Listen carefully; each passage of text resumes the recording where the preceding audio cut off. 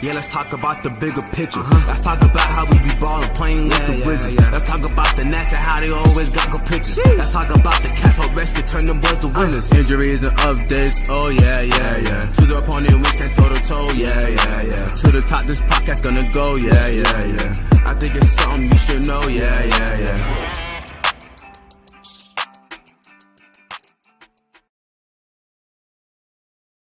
My man, we forgot to add ourselves back on this. Greetings, salutations, welcome to Ref the District. That's my fault. Who's the for we? those watching the YouTube channel?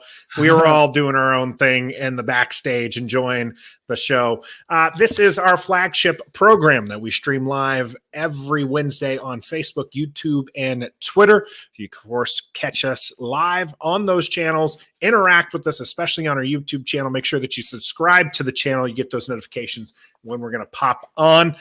And you know what? We also love to push this out on those audio platforms for you, so you can check us out wherever your podcast platform, your preferred podcast platform. It's going to be a long night, gentlemen. It's going to be a long night. Let me get all of these out here. I guess I did not do enough of my mouth workouts to get through talking today. It's going to be a long one because during the game we are going to be talking about the Washington Redskins, Washington football team, and Washington Commanders have yet to take a pick, so they don't have any draft busts yet. But we'll be talking about the franchise's draft busts in the game. In our post game, we will be talking about the NBA basketball playoffs. But we're also going to be doing some, impromptu Q&A. So if you have any questions that you'll want to ask all us, zero of you watching, well, they will be there. And wow, calling us out, my man. I know. But we'll have some Q&A later for if anybody just does jump in and asks. I did notice. Go ahead. I'm sorry. I'm really bad at that, but your Twitter names are not on your names. Nope. You guys just straight up, don't want anybody hating me anymore. No, it's at the Nathan Perry for myself, at Trev HTTC, which could very well be the hashtag. And of course, it's Stone Dog 23 for Stoner there. Yeah. Let's do it. Our warm up today, I'm not going to drag us through the Jason Friedman stuff. Thank you. Good. If you have not seen it, check it out. The team came out, said some things against Jason. Some people came back in support of Jason. That scenario's going. This is not, we're not going 3 weeks running talking about that. They happen to love dropping it on Wednesday. So it just so happens that we keep talking about it, but not today. Not today, Satan. Not today. I wonder why that is. I wonder if they know that we're going live, so they want to give us something to talk about. Purposely for us. Like, why else would they do it? Those guys are Rep the District. They love talking about it, so let's drop it. Right now, we're not. We will be talking some NFL here, and particularly it's going to be the news that was just dropped recently here on this Wednesday, and that's the Deebo Samuels wants out of San Francisco. Okay. And we're going to tie it into the Commanders. Don't you worry. I have some legit tie-ins there. But first, we're going to give a shout out to P-Dub, always coming into the house for us. What's up, Commander? P-Dub's a loyal listener, loyal watcher. He is. We appreciate his support there. All right. Deebo Samuels wants out. Apparently, some are speculating. I don't know if we've heard it from him directly, that he doesn't want to be the hybrid running back wide receiver. He just wants to be a wide receiver. What are you guys making of this? We'll start with Stoner. Yeah, that's interesting because being the hybrid is what makes him so great, right? So there's what's going to get him paid, right? Do you do what makes you great so you can get paid, or do you say, well, I don't want to do all of that because that's going to lessen my career and maybe I won't get paid as much in the long haul? So I don't know. I'm kind of with Deebo on that. I don't want to see the guy just get ground up after just a few years and then he can't play anymore. He's not a big dude, right? I mean, he's not like fairly decent size. Is he? I thought he was more McLaurin size. Is he like a 6'3", 220 kind of size guy? I guess he's 6 foot, but he's a bit stockier. Yeah, he's stocky, but he's only 6 feet, so he's not this big bruising guy, but they use him so much and they use him very effectively, which is great.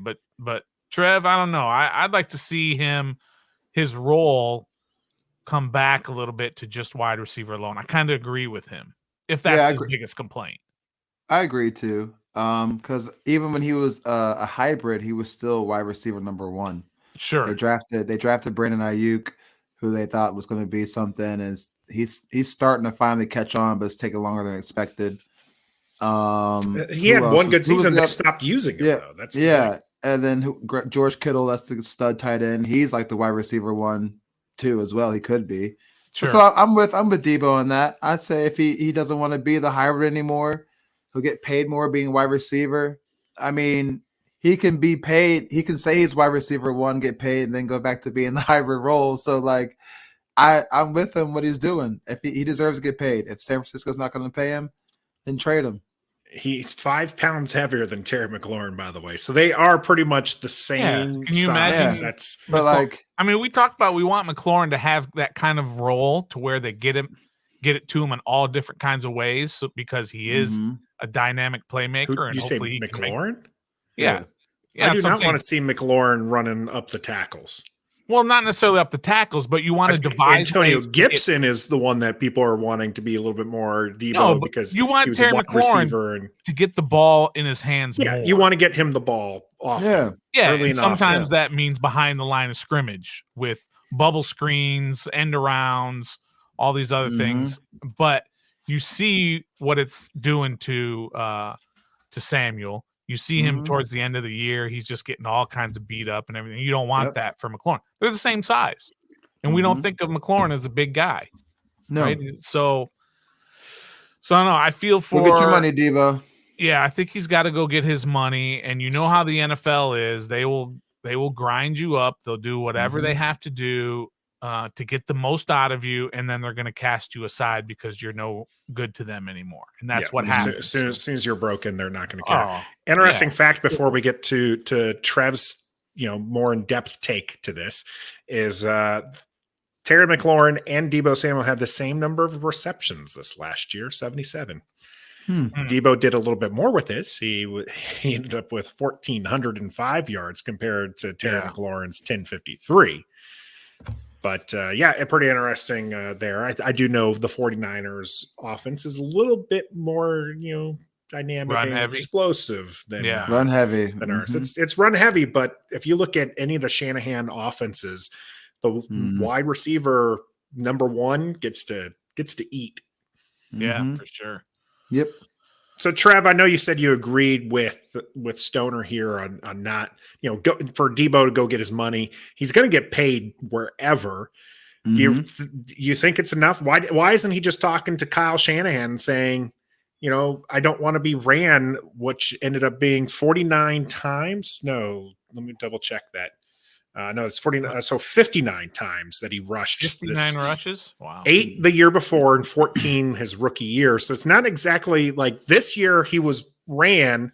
What if they just get a running back and then run the running back, and just use him as that receiver? I mean, I've already said that he's a dynamic receiver, 77 receptions, 1,400 yards. Yeah. It's a big clip there, 18 yards of reception.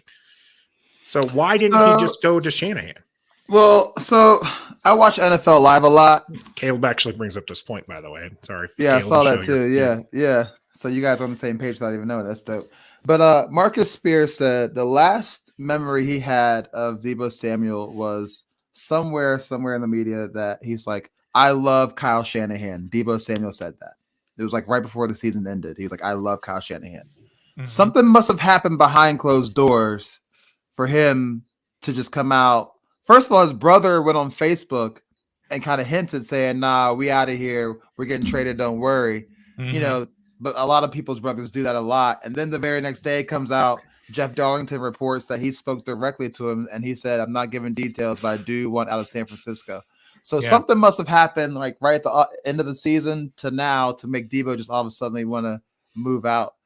Like maybe they are bringing in or they're not going to bring in a running back and they want him to, do the same thing, or they are going to bring a running back and like make him and the running back a 1-2 punch, not necessarily view him as a wide receiver. even though they line him up as a wide receiver. So something must have happened, some kind of disconnect to where he just wants to be up and traded.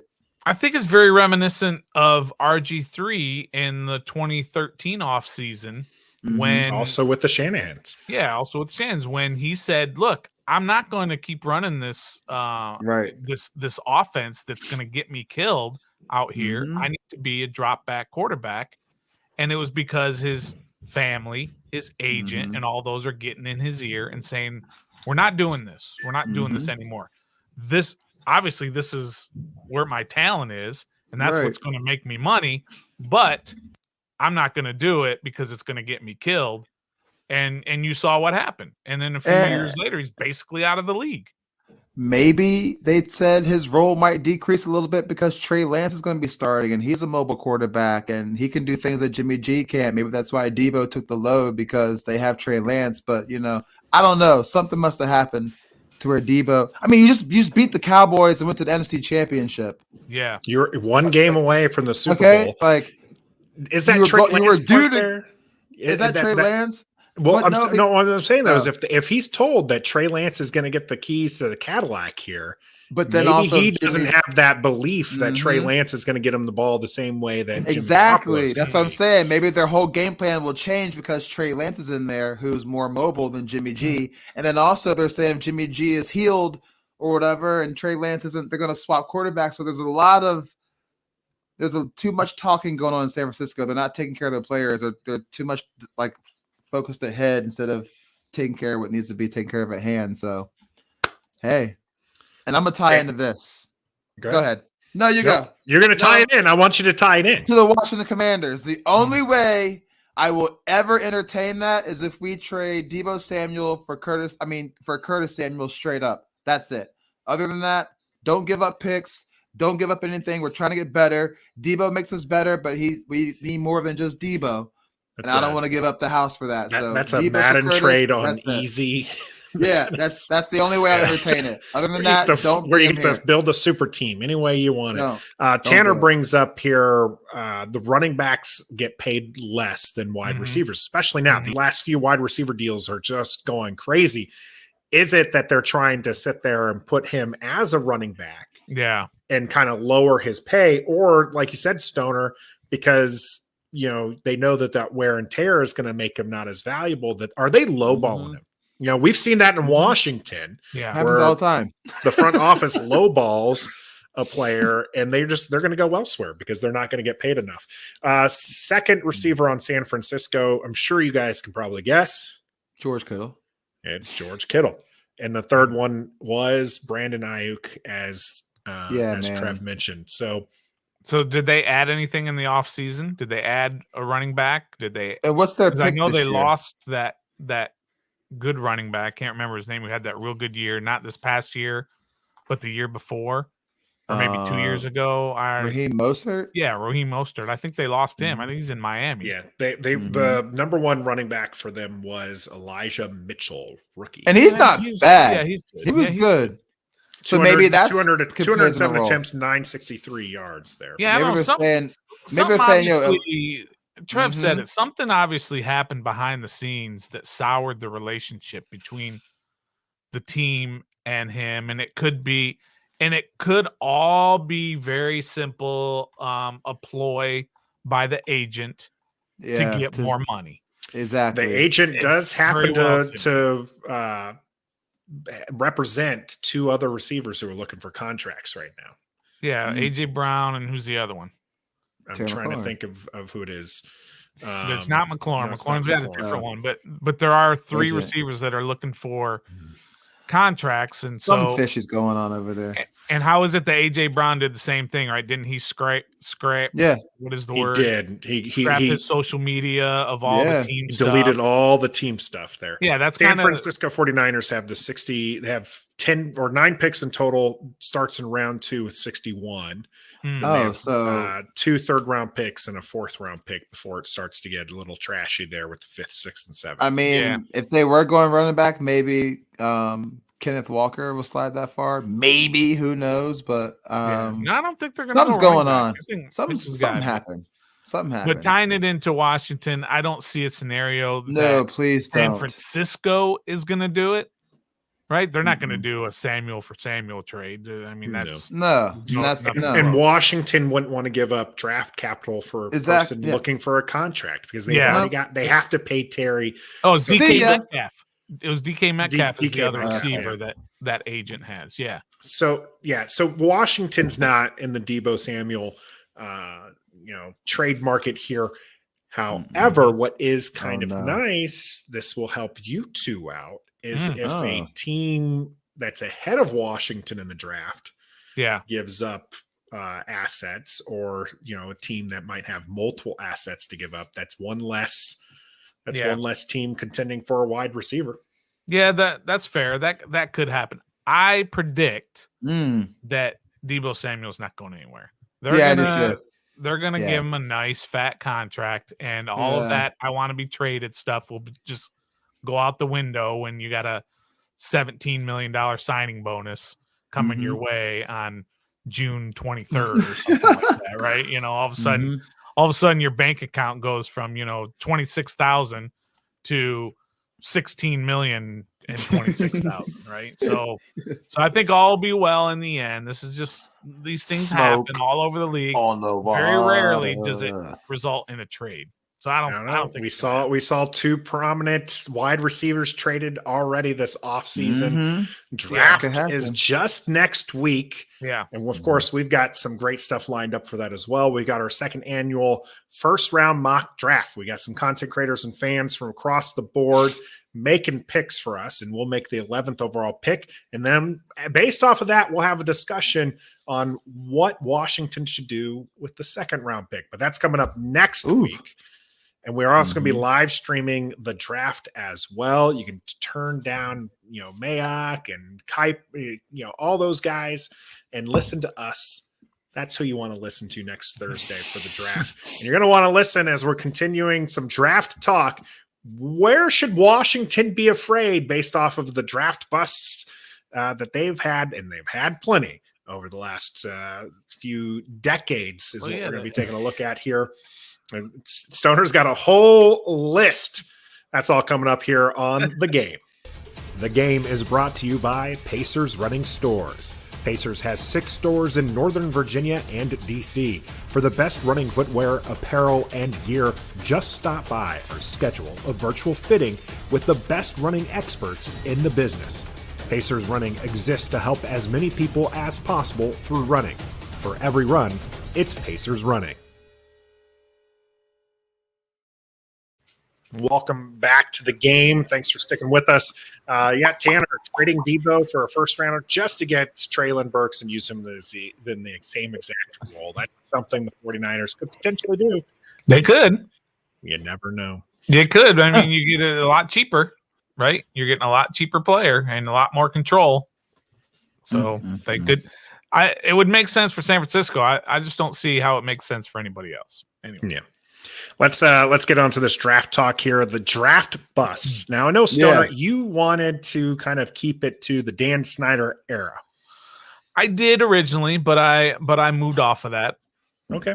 Just because, and Trev doesn't know this, and I don't think he's ever heard this, but I was not a fan of the Washington team until right around the same time that Dan Snyder bought the team. So I wasn't around for the glory years. So I don't know what it's like to win for this team. You weren't around. Trev's 35, so he was a little baby during the glory years. Hey, I was 4 in 91. I was 37, so I was around for 2 of the championships. I don't remember the first one that I was around for, and the second one, yes, I was. I do remember that one and cheering on with my dad. Yeah. Unfortunately, we've not had the success since then. And Stoner, you've only known pain. I've only since known you've pain. Joined our fandom. So really you got to appreciate that and how much we stick through some of these bad ones. So let me just give you 3 that are post or pre Dan Snyder. Okay. The one that is considered the most, usually the number one when you're looking at these lists is going to be none other than Heath Shuler. Sure. taken in 1994, third overall. Not a great year for quarterbacks, kind of like this year. Yep. And it just didn't pan out. They also picked up Gus Frerotte, which people might be familiar with, in the 7th round that year. Man, Gus. But Schuler finished 4-9, and with a 13-19 touchdown to interception ratio. So he had one year stint with Saints and moved on to the Raiders practice squad before moving on to the real estate business. Heath Schuler, folks, one of the worst draft picks we've ever had. He was like a state congressman or state representative. Yeah, he did end up in the something like that. So how many years was he here? He was here for 2 years, 3 years, 3 seasons. 3 seasons? Jeez. Lost his job after 3 seasons. Only managed a 4-9 record in 3 seasons. So he didn't even play all that much. Wow. Okay. He didn't even play all that much. Dave is joining us in the pain here, 36 years old. Nothing but pain and heartache when you're our age. I feel really bad for the young ones. They're like even my son. Like it's like we need some glory years to get back. Well, you're not going to get it. 2 years ago, you guys stop it. Right? NFC champion. Yeah. Hang that up in the rafters.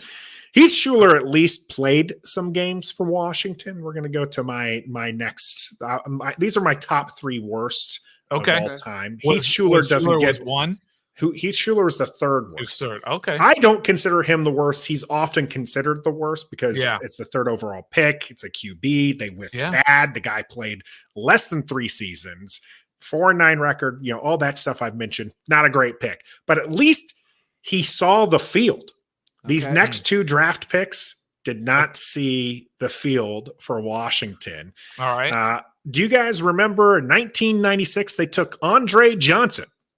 Not the one you're thinking of for Houston. No. Yeah. It's a tackle. Offensive lineman. Yeah. Offensive lineman. They actually traded up. They traded their 2nd and 3rd to Dallas. Oh, wow. To get the 30th overall pick and took Andre Johnson out of Penn State. He was cut after his rookie season. 0 appearances for Washington. Wow. You traded up to grab him.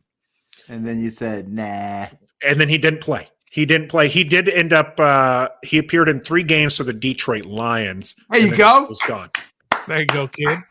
Now, you got to remember this back in the day where the rookie pay scale wasn't in place. So you could get some good money there, 30th overall pick, and just never see the field. And that's exactly what happened for Andre Johnson. My number 2.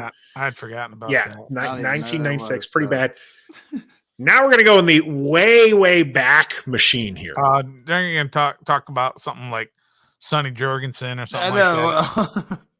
What do you got? How is this person even on your list if you weren't alive to see it yourself? Yeah. This is pure Washington for you. Whether or not they're the Redskins, the football team, or the Commanders, this is only something they could do to themselves.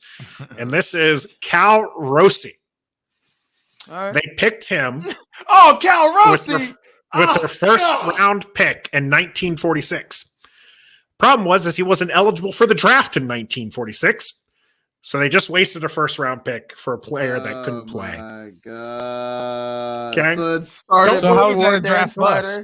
Because of the draft bust, they wasted somebody who was ineligible. Well, hold on. That's not the only first round pick they gave up for him because he was a stud in UCLA. They came back the next year, 1947 draft. They used another first round pick on Cal Rossi, who decided, I don't want to play in the NFL. Wow. 2 first round picks back to back years for the same player. First year missing out because, hey, he wasn't even eligible. That's as bad as I think it was Minnesota who missed like their first round, right? So they got bumped. They took too long. That's worse than that. It's like when you're drafting fantasy football and you pick the player that retired. Yeah. It's that kind of level. Then they came back to the same well and they're like, no, we really want this guy. And he decides instead of playing the NFL, he's gonna go off and teach. Is what he ended up doing. Noble profession. But those are my 3 worsts in all of history. But we're gonna stick to more immediate, more not maybe immediate, but more recent history. Yeah, pretty terrible. Shout out to Kurt, Dave, Caleb, Tanner, and Ben in the chat here for joining us here. Let us know who you think is the worst draft pick, the biggest bust that Washington's had during the Dan Snyder era. Let us know that in the comment section. And we'll give you a shout out as there. Of course, we have the super chat. You can use that if you want, but really we just want some interaction here as we go through some of these lists. We determined Dan bought this team in 1999, so we're going to go with the 2000 draft as his first real draft. Okay, all right. And I have some before that though. Yeah. Okay. Well, I have the one. Okay, and I think this was. You've already mentioned it, but I think this was maybe the worst or the biggest bust, and that was Heath Shuler.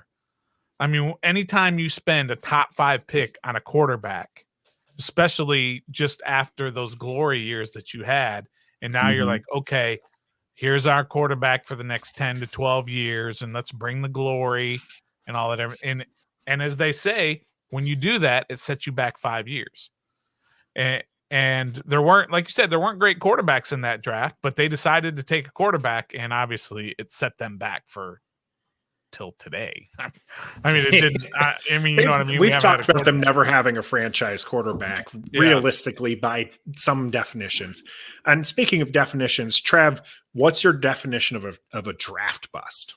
Someone you have or has been highly graded, highly scouted, highly projected, has the tape to prove it, the stats to prove it. He interviews well.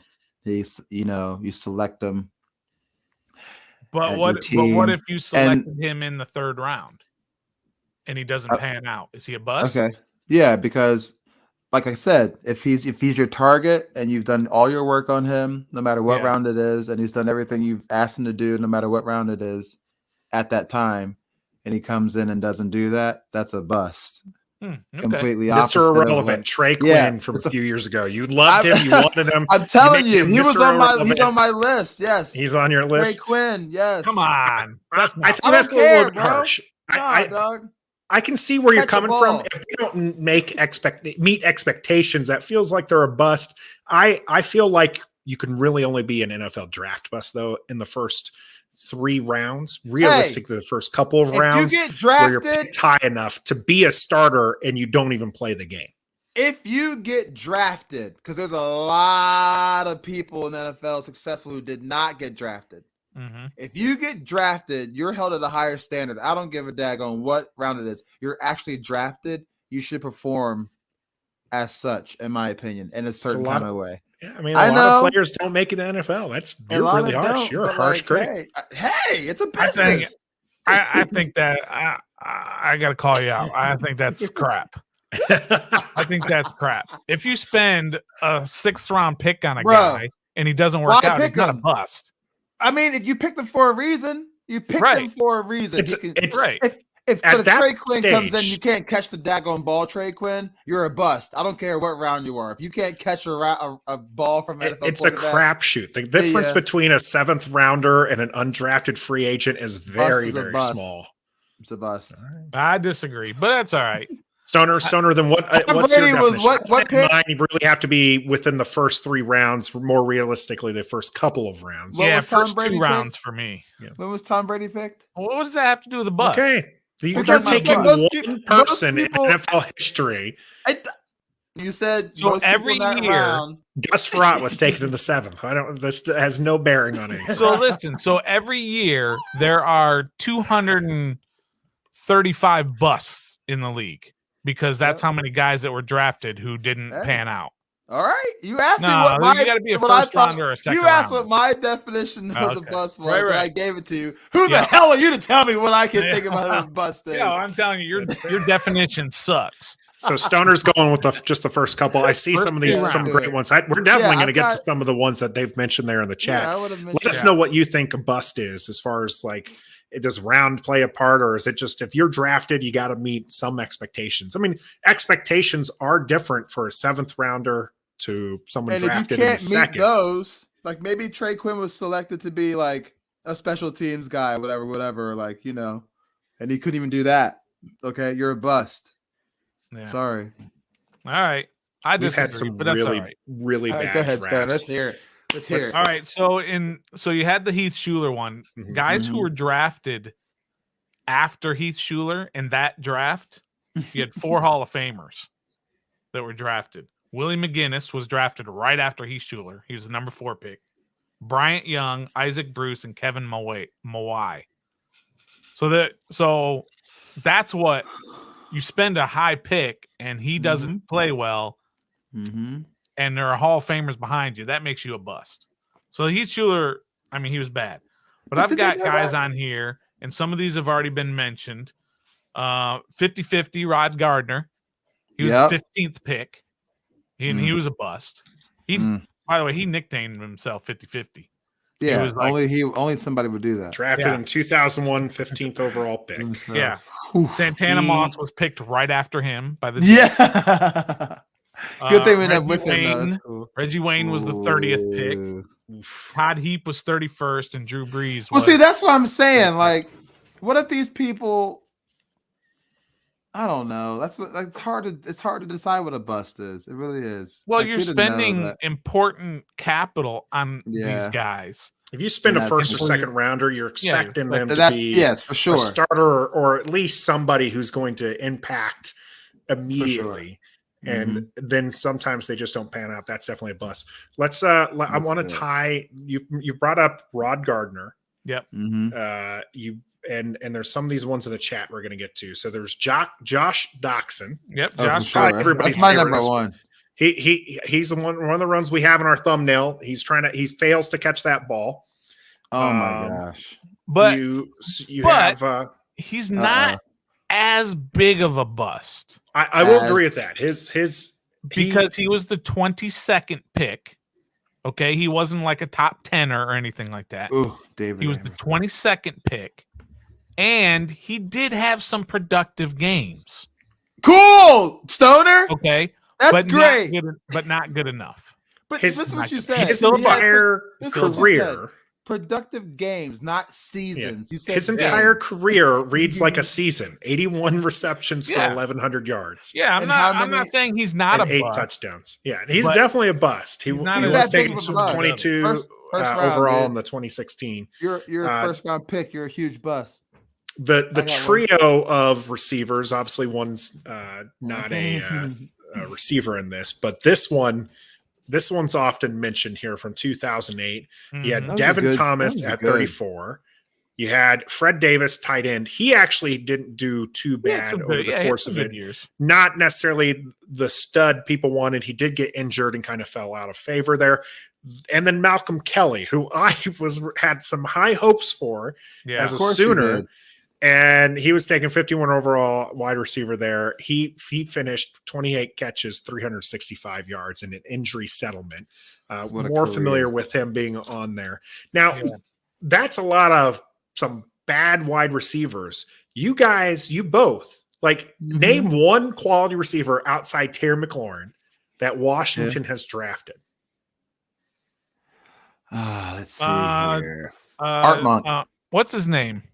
Art Monk. Yeah, you're going way back. Gary Clark. If you're going back to the 90s, we might have some problems. You went back to the 40s? What you mean? They're top overall. Let me know within the last 25 years. I got one. Okay. Go ahead. Jamison Crowder. There you go. Yeah, he was pretty good. He was pretty good in the 4th round. There you go. Yeah, Jamison Crowder was a good one. Mm-hmm. Jordan Reed. He's in the wide receiver room. He's in the wide receiver room. He can be in there. Yeah, but he's a pass catcher. Okay. They put Fred Davis up there. We didn't say nothing about that, but now Jordan Reed, it's like, I don't know. Nah, Jordan Reed's in there. No, we didn't say he was that was up on the bust list. Where I said that he's going to count on this list.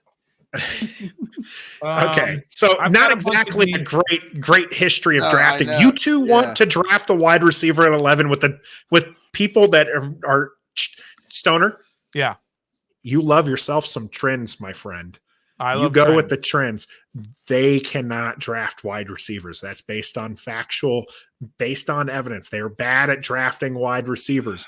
Why do you want them to go with the wide receiver? That's not a trend. We're not doing that. We're not doing that. It's not a trend. This particular draft, we need a receiver. Well, no, I'm saying like this particular group of people that are making drafts don't have a trend of making bad wide receiver picks. Okay. Like maybe the organization has. But this, you mean this regime? This regime. Yeah, this front office regime. Okay, right. I'll give Stoner. I'm a Stoner on that too. Come on. But I want to throw a few things in here, and a lot of these have already been mentioned in here. Yeah, there's some good ones that are mentioned, and we're going to get to. David Amerson. Yes. Right. He was a second rounder. Caleb brought up David Amerson. Yep. Sua Cravens. Yes, sir. Second rounder. I loved him. Ryan Anderson. I didn't want him from the jump. I always thought he was going to just turn the corner. I thought that there was just something, and then probably by his third season I was like, okay, there's no turning at this point. Darius Geis. Yep, Geis. Second rounder. Between injuries and then those the bad history. Yeah, it didn't work out. Who's ever on our Facebook account, which I have on here as well. Jamin Davis so far is a buck. I think this one's premature. This is Trev. I imagine that's Trev. Why is that premature? It's premature. The man's played one season as of right now. But there's some on here like the Bryce Love, Antonio Gandy Golden. I don't consider them busts because they weren't high picks. Bryce Love, I don't even remember what round we got him was third round, didn't we? Maybe he was fourth running back round. Out of Stanton, third, fourth round. But he was also injured during the draft, so like that, we weren't really expecting anything from him. AGG was like a fourth rounder. He's a bust though. He's a bit of a bust.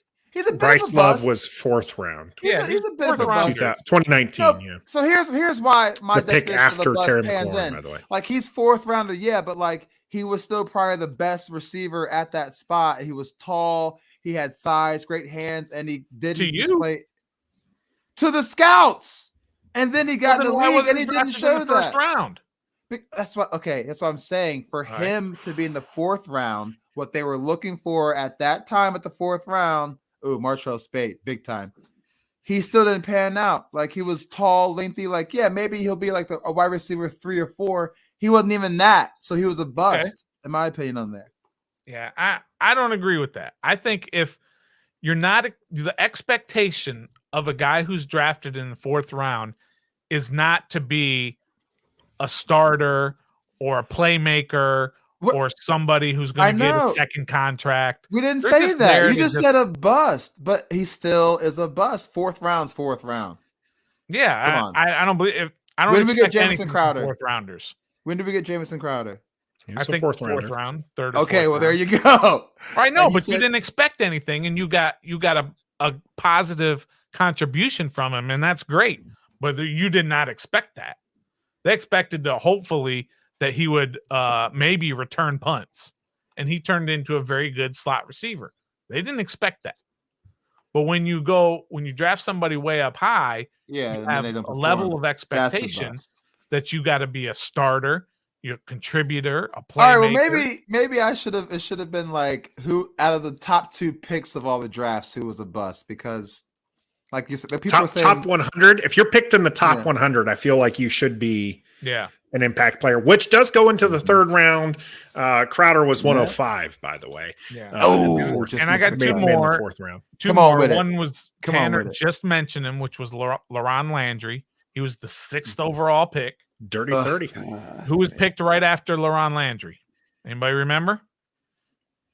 Not off the top of my head. I don't want to know, actually. You don't want to know. Who is it? Adrian Peterson. He ended up coming there anyway, so we're good. Post his prime. You also had in that draft Patrick Willis, who might be a Hall of Famer, and Darrell Revis, who I believe Revis Island is definitely a Hall of Famer. He'll be a Hall of Famer. So dang, man. So that's what hurt. Just remember the lineup: Laron Landry, Sean Taylor were back there. You got Area 51. And then I got one more. Hasn't been mentioned yet. And I'm sorry, but we have to say it. may he rest in peace, but Dwayne Haskins with the 15th pick was an absolute bust. Because it set you back years and years and years at the quarterback position. It just sucks. Here we are 4 years later. When was he picked? 2019. So it's only 2019. 3 years. 3 years later, and we're still trying to get. That's tough. And you're only being real, and it's really hard to speak of because of the circumstances that transpired. I'm just talking about him as a player. Yeah, and I hope people are listening. We're not in any way being derogatory. We're strictly talking football. The same energy that you guys bring on Deshaun Watson signing in Cleveland is great, but he still has those allegations against him. Yeah. Same energy. Okay, it's strictly football. I just want to say that, but it is tough. It is tough to. Curse it. Got it. I'm not going to touch it. Yeah, he didn't pan out the team, taking 15th overall. Yeah, that's tough. That's good. So there you go. So we'll move on for that. I think all the rest, continue on that, man. At least on my list, Sua Cravens was just a huge bust. He was a bust for his entire career, not just us. And we expected so much from him. He was a baller. As a second rounder, and it was just nothing. I'm going to go back to 2000 here. I'm going to give us just the top two rounds. Okay. In 2000, you had LeVar Arrington, Chris Samuels. That's fantastic. Great. That's a fantastic draft. Yep. Yep. LeVar Arrington ended up not playing with us for the longest. Yeah. It was picked number 2 and 3 in the draft. Yeah. So Chris Samuel's one of the best linemen we've had, and number 60, outside the Hogs. All right. So then in 2001, you had Rod Gardner on our list, Fred Smoot as well with the 45th overall pick. That was a good pick. Rod Gardner's a miss. Fred Smoot was pretty good. Yeah, Fred Smoot was good for a number of years.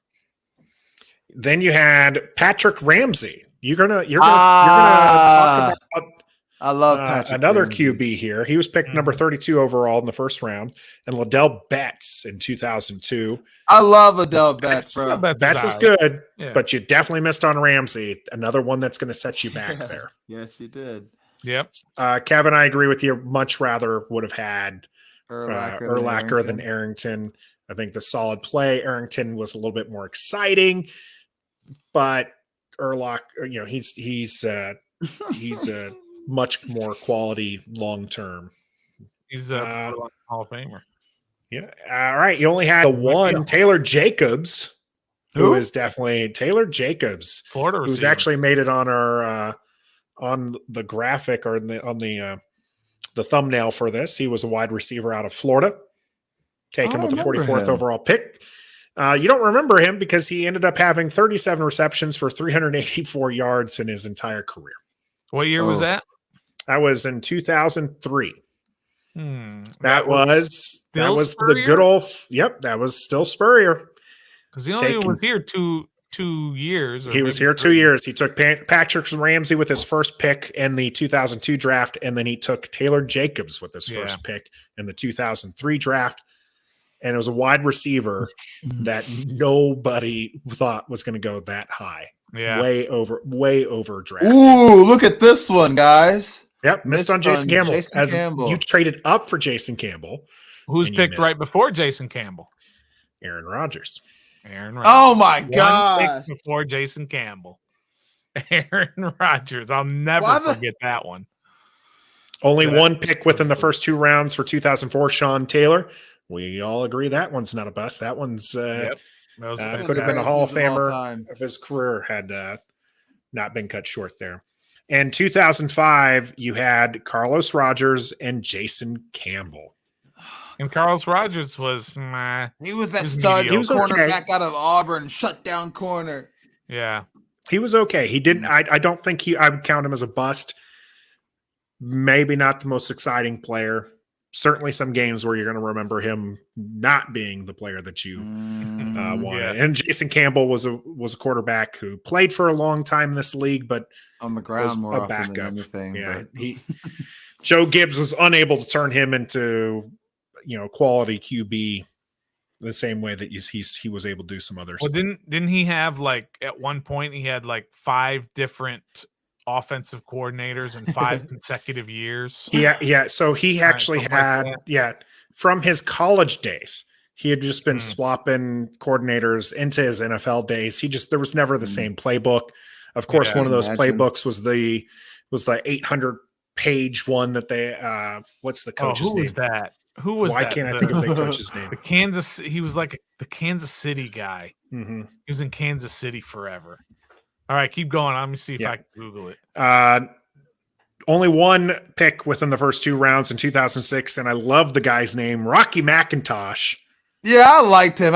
He was out of Miami, right? I liked him. He was pretty good. Yeah, Miami player. Nothing great, but still pretty solid. Better than Ryan Anderson, also taken in the second round, as we mentioned.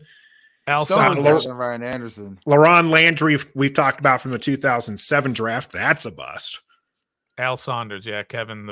Al Saunders. There we go. Thanks, Kevin, for that. Yeah, that playbook was not a friendly playbook for most players. You had then 2008, which we brought up before, Devin Thomas, Fred Davis, Malcolm Kelly, a trio that did not pan out. Fred Davis doing the most there in the tight end position before getting injured and then falling out of favor. I agree, Kenneth. Rocky was an average NFL player, so second round, probably you need more from second rounders. You need more from our second rounder, but we're Washington. Got to manage expectations a little bit. Everybody has Arapaho in 2009, the only first pick. That was a good pick. Yeah, it was pretty solid. He had some productive years here. Yeah. Trent Williams in 2010. Stud, Hall of Famer. Yep. Hall of Famer. I remember that draft, and I wanted them to take the dude who went to Seattle. Right around Russell Okung. Yes, Russell Okung. I wanted them to take Okung, and I wanted Trent Williams. That's why I'm sitting here and not in an NFL front office. Exactly. 2011 had Ryan Kerrigan and Jarvis Jenkins. Jenkins was a total bust. Yeah, he was bad. But Kerrigan was great, obviously. Wasn't Jarvis from Florida? Jarvis played Florida. Yeah, Clemson. Oh, Clemson. Yeah, you're he played 98 games. Javaris Jenkins, yes. Average player, as we mentioned with Rocky. That?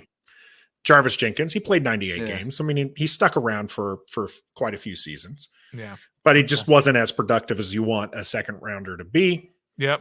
Then you have RG3, which I don't think anyone's mentioned him as a bust. He wasn't a bust. I mean, 2012 was the best season that this team has had in 30 years. 2012 was a great season. He was the rookie of the year. He was electric. We thought we had our savior. We won 6 games in a row with him. 6 games in a row. Remember that? We were 3-6. No, we won 7. We were 3-6. No, 3-5. I think they were something like that. Yeah, I think they're 4-6. 4-6. We won 6. And it was like the week off. What do you call that? The break. What is that? We lost to Seattle. Yeah. What's that called? The break. Bye week. The bye week. They had the bye week, and then Shanahan was like, "All right, we're just going to start evaluating players for next year." Mm-hmm. And then all of a sudden, and then they implemented that offense, the play, RPO. Why can't I think of it? The RPO. And then they just took off and won 6 games in a row, and I'll never forget that. And it was electric. It was electric. And I agree with metaphor here. It was our franchise who kind of busted him, not the other way around. Literally. Kenneth, I looked it up, and Jenkins was not a supplemental draft. He was taken 41 overall that draft. And just around him, Bruce Carter, Brooks Sweet, Kyle Rudolph. Nah. So yeah, I remember there was something. Colin Kaepernick a few picks before. Jarvis Jenkins. Yeah, there was something weird about that pick. He might have been like a supplement. He wasn't a supplemental. He wasn't a supplemental. He was taken normal draft. I remember something about that. Anyway, all right. So you had RG3. We just talked about him. David Amerson, we've mentioned as a bust there in 2013. Of course, they didn't have a first rounder for quite a few years here. Because RG3. Yep. Trent Murphy in 2014. And he was all right. He went. Yeah, he was okay. Didn't he miss a year because of steroids? Injury. Mm-hmm. Yeah. This is the draft that they picked up Bashad Breeland. Someone mentioned earlier he's still a free agent. Nah, we good over here. You'd much rather have one of the Sauce Gardner or Stingley Jr. at 11? No, I'd rather have Chris Olave at 11 and Rocket William Jackson and Kendall Fuller. So, and St. Jude. 2015 was solid. Okay. 2015 was solid. Brandon Sheriff and Preston Smith. Yeah. Preston was pretty good, but he got better when it was the Green Bay. Again, you got to have your first and second rounders sign a second contract. Yeah. They had great luck with that. Yeah, and they just went and got that second one in Green Bay already. Yeah, and Sheriff didn't even sign it. I mean, you got an extra 2 years with the with franchise tag, but still, he was good though. He was good. I mean, he was all pro a couple of years. He was a very good pick. And I think Preston Smith played dutifully while he was here, misused, and then he had great years outside of here. Tanner, we do remember Junior Gillette. We got ourselves in a little bit trouble with him. Washington didn't draft him. We retweeted mentioning that he should probably seek some help because of some of the things he was drafting, and tweeting, and that got him upset, and his Twitter bots upset, and so they started tweeting at us. So fun times there with Junior Gillette. Josh Revis. Yeah, Josh Revis was a bad one. That was a bad pick. That was a Shanahan pick through and through. Third rounder, though? I think it was a third rounder. Was third or fourth round. Yeah, so guys in third or fourth round, I give a little bit of a break. Third round, 71 overall. 71, we said top 100. Yeah. So yeah, that was a bad bust there. Yep, he was a bust. Mm-hmm. Let's see here. Keep going up here. This is where we end up with Josh Doctson and Sua Cravens. God, that was so bad. That was so bad. Such a bad draft. Not a bad draft. Not necessarily a bad draft. You had Kendall Fuller and Matt Ioannidis right after that. Okay, I know, but again, the draft capital. But we didn't know. Lost on those guys. Josh Doctson was a stud. I was hyped. He was a stud. He just couldn't Sua Cravens was just too Was that the Scott McLuhan draft? Yes. Because I think McLuhan only had one draft, right? Yes, it was that was the one. I think that was McLuhan's draft. Often brought up because of the fact that he talked about wanting football players. Yeah. And Sua Cravens potentially didn't want to play football. No, he didn't want to play football. He wanted the money. All right, moving on to 2017. That's Jonathan Allen and Ryan Anderson. We brought up Ryan Anderson as a bust. Huge bust. Definitely a miss there. Ooh, man, this draft is not good, folks. Which one? After this that? 2017. No. So you get Jonathan Allen. You miss on Ryan Anderson. Third round is Fabian Moreau at 81. Miss. Yep. Samaje Perine. Miss. Monte Nicholson. Jeremy Sprinkle. Chase Roulier. That one's good. That one is good. Robert Davis. Josh Harvey Clemens. And Josh Clemens, sorry. And Joshua Halsey from Auburn. Yeah. Yep. Yeah, but again, those guys, you don't expect anything from them. So, but to miss on all you have, and they were all known in college. It's hilarious. 10 picks and you hit on 2 of them. You can't have drafts like that. You're right. If you miss on one of your big ones, P. Ryan was in the Super Bowl with the Bengals, which I was happy to see. P. Ryan was a solid runner for the Oklahoma Sooners, but that doesn't necessarily translate. And I don't think he was not successful here. It's not that I think that we can just flat out say that. And he is really a backup running back even for the Bengals.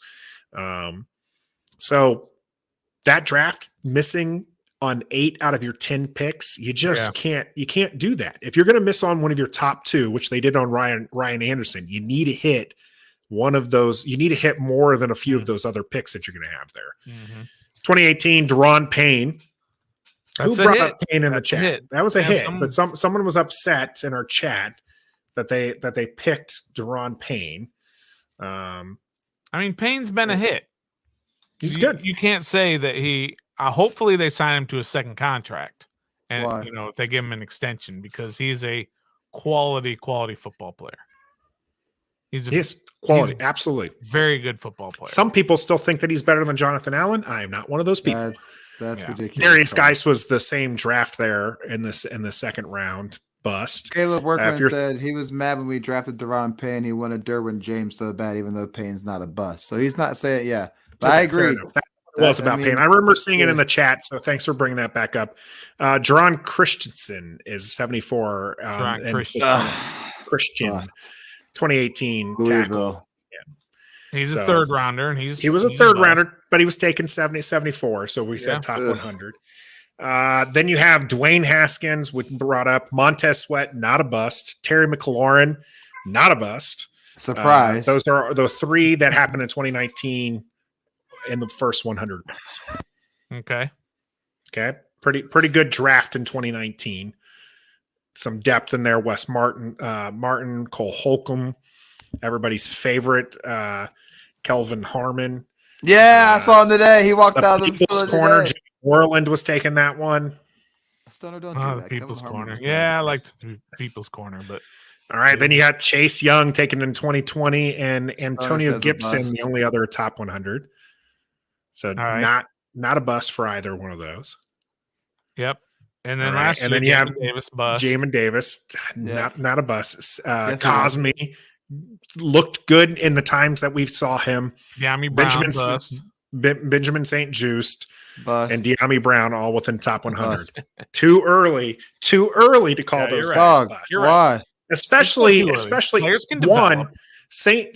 Just. Okay, that's what I'm talking about. If you're gonna spend your first round pick on somebody who needs to develop, he is not a first round pick. Bottom line. Okay. These aren't first rounders. We're talking about third rounders. Even Jamin Davis, I'm not going to call a bust. Third rounder. I'm not going to call him a bust. You'll see, because they're not going to try forcing him into the Mike position, the middle linebacker position.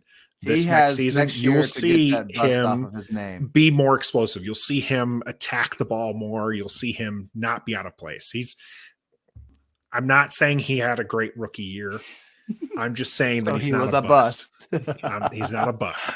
He didn't have any impact at all on our team whatsoever. He was a bust last year. That doesn't mean he's going to be a bust. I know this is not about who's going to be. It's who is a bust, and you just said he was, so he's a bust. I agree with Trev on that. The main argument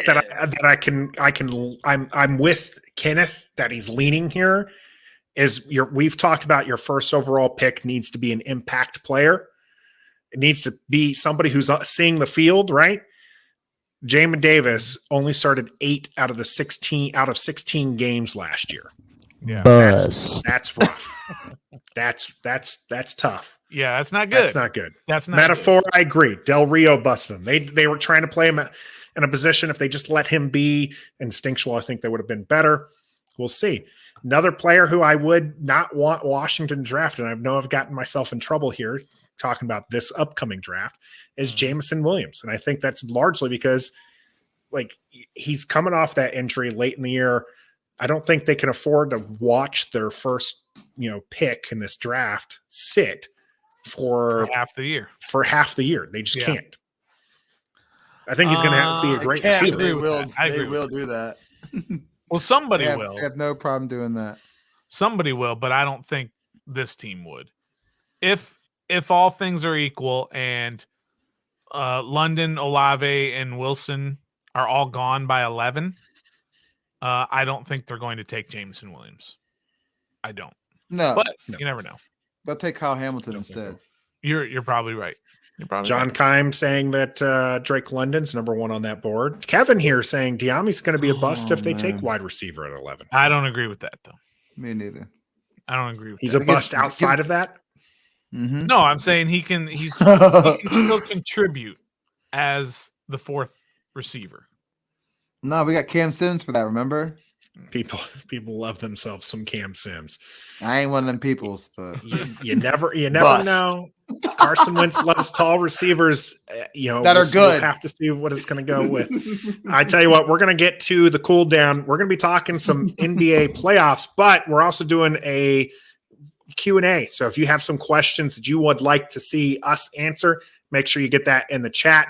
And I agree here with this comment. I still got faith in Jamin Davis as well. So coming up in the cool down, it's going to be some NBA basketball talk while we wait for some of those questions to roll in. So let those come in here for the cool down.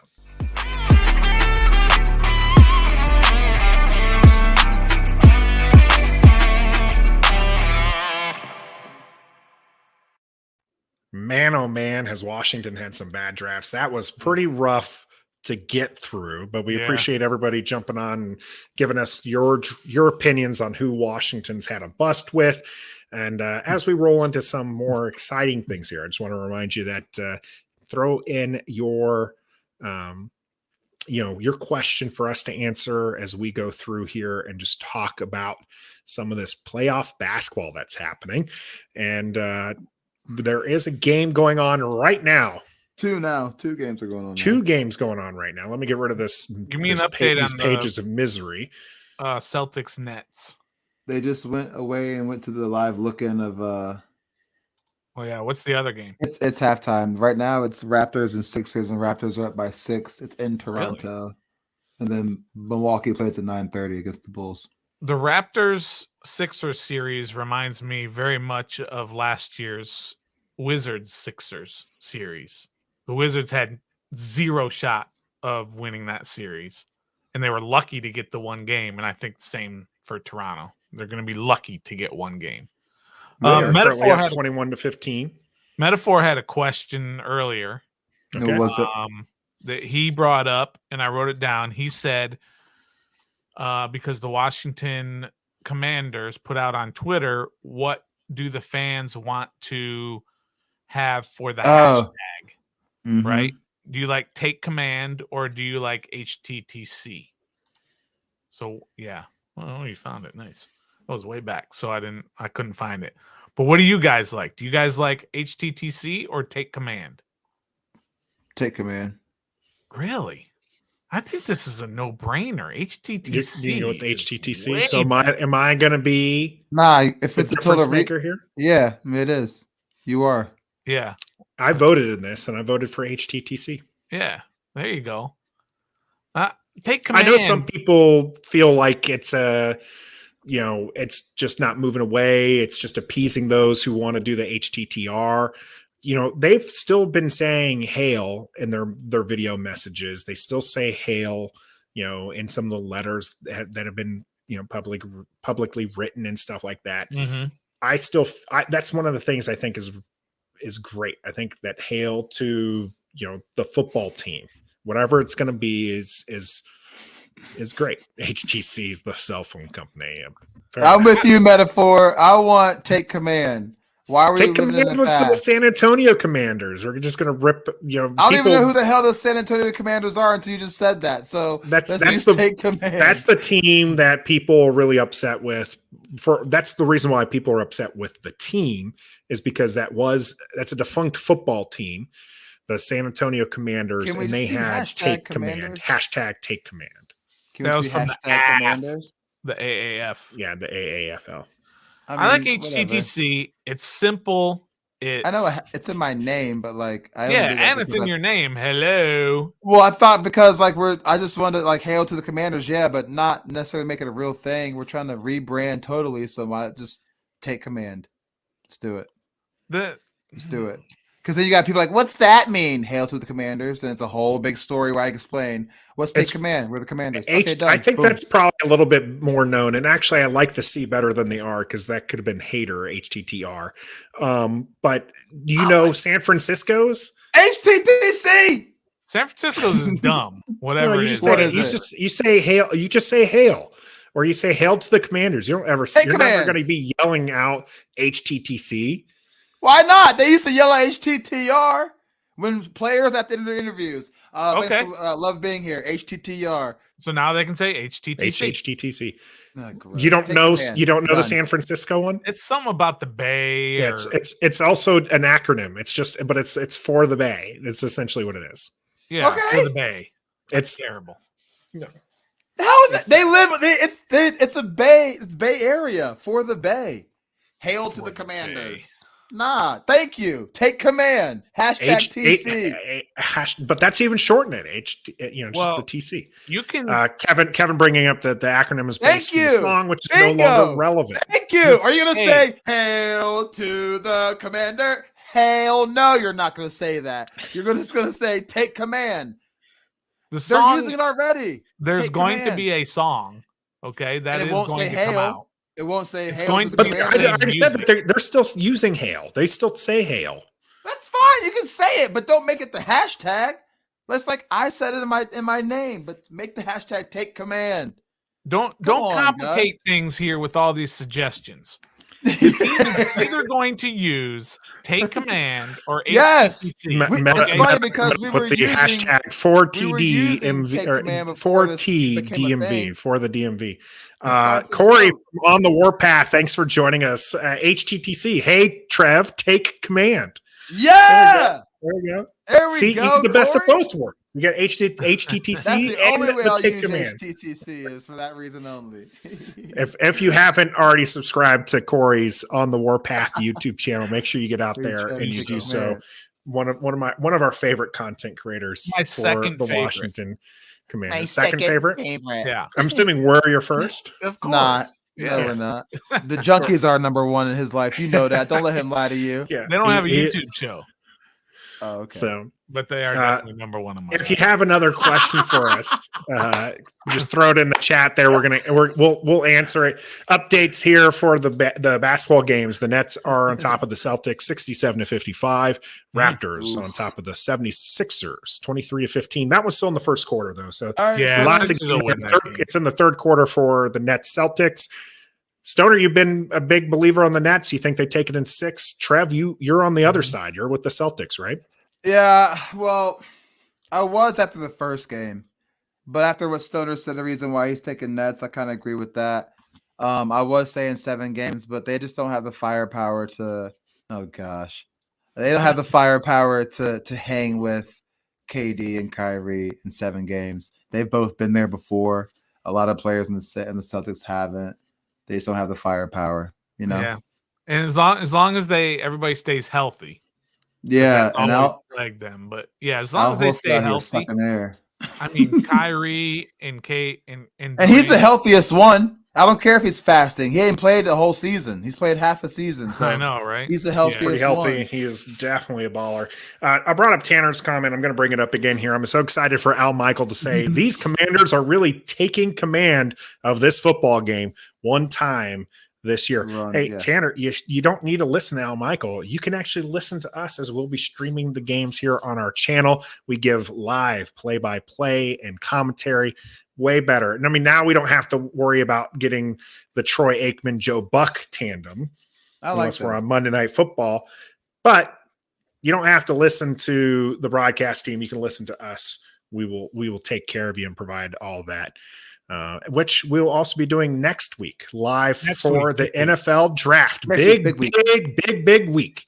So we got a D1 prospect actually who's hoping that he'll get drafted. Content will be out on Monday, and on Wednesday we'll be providing our second annual first round mock draft with content creators from across the teams and fans of the teams making the picks. We'll talk about our pick at 11, and we will also talk about that second round, those options that are left after this first round has been taken care of. And then we'll be live streaming the draft on Thursday. Of course, we always stream Wednesdays at 7:30. That's going to be our mock draft next week. So be sure to check that out. It will be up on audio platforms as well. So don't forget. I have a hot take. He's going to leave. He's going to leave if it's defense, which it will be. Kind of for these NBA playoffs. All right. The Phoenix Suns will be upset. Will not make it out of this first round. They're going to lose the first round. Oh, well, wait a minute. Devin Booker got hurt, right? He's out game 3 and 4, and the Pelicans just won to tie the series last night. Yeah, I mean that's not that hot of a take when they lose their best player. It still is. They have Chris Paul, and they have they still have people. Yeah, the Suns, but I'm just saying. Players. the Pelicans will win the series. He had 31 in the first half and finished with 31. Yep. Because he got hurt. I know. Half. I'm just saying. He did dab up a little kid, though. Just saying. Yeah. That's my hot take. The Pelicans will shock the world and upset Phoenix Suns. Yeah, I'm not going to go against that. In 7 games. Because Booker's in 7 hurt. games. They'll go up 3-1. If it lasts 7 games, if Booker comes back, you said he's out 3 and 4, but so they'll win the next 2 games. They'll win 3 and 4. New Orleans will be up 3-1. Phoenix will come back and tie it 3-3, and then New Orleans will win Game 7. Yeah, I can see it. Yes, we'll see. Here you go. Well, that's going to wrap. Wait, what does that mean? So for the draft party, I think Meta is looking to jump in. Maybe not all users for that, but what we can do is we can actually send out links and have some people join us live for the draft. Yeah, absolutely, something that we can potentially do, especially after Washington takes Kyle Hamilton at number 11. All right, in the show, Nathan, cue the ending. Miss these two because they're going to leave. Cue credits. Hit the music. They're going to leave. So that'll be us on Thursday of next week. So catch us live for the draft. Like I said, mock draft on Wednesday. And tomorrow, actually, we've been talking some NBA basketball. We'll be talking NBA basketball tomorrow with Chase Hughes. The Washington Wizards season is over. Did it go as expected? That's coming up tomorrow on our channel. We appreciate everyone in the chat interacting with us. Appreciate your support. Make sure that you subscribe to the channel and like this video. And until next time, what do you want us to do? Be a fan. We love Washington, and we some die-hard fans. Yeah, we are. And you know we keep it on 10. Let's talk about the offense. 1, 2, 3, let's go. And they gifted. We are ref the district. Podcast. Come on now and join us. You join it.